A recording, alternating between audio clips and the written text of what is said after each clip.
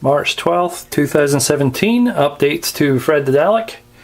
I've taken the breadboarding work that was done in the last week and packaged it into this handy dandy handheld unit. This is a $10 enclosure, but it's a very good quality. I think somebody bought too many of them for some commercial product and they're now all over the internet, but $10.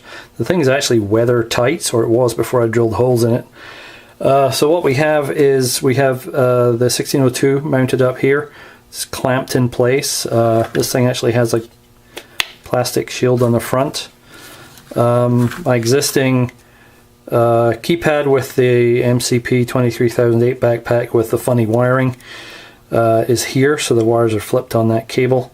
I've added one of my Bourne's Ace 128 adapters here, so I can do a remote control and rote setting of the head, not necessarily a headset, but certainly control, do some manual adjustment and so forth, or a remote control. So that's the 3 items are on the I2C.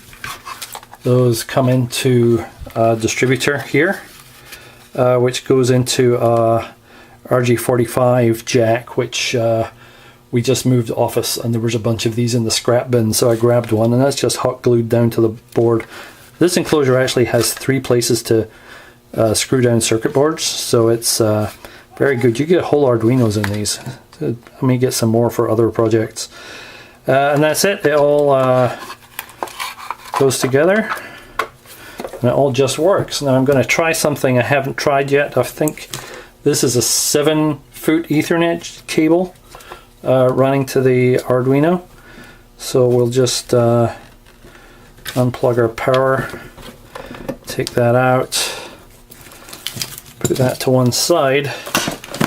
And this here is a 50-foot flat ribbon Ethernet cable that I picked up from some other office move years ago. I don't even know if this cable works, but it is 50 feet long. So if we can run I2C over 50 feet, that will be awesomely cool.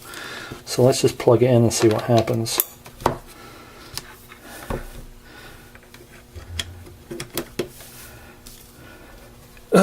It works. It works. It freaking works.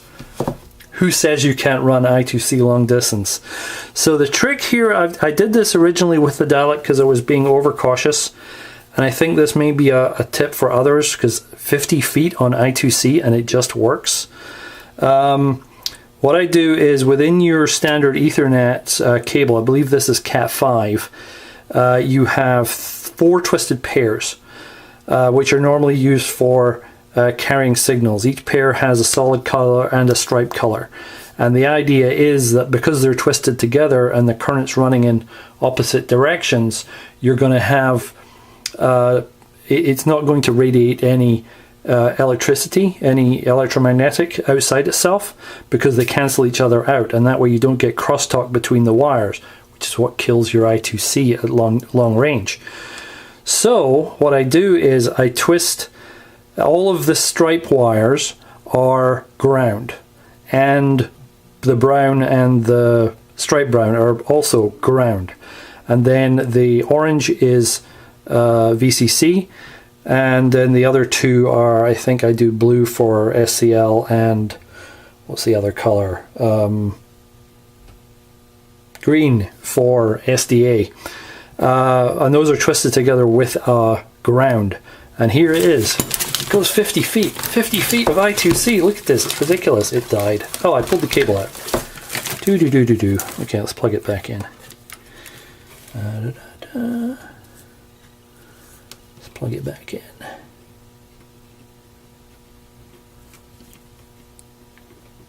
There we go. Plug back in. Reset the Arduino. Exterminate all humans. Cool. Knob. Twiddle.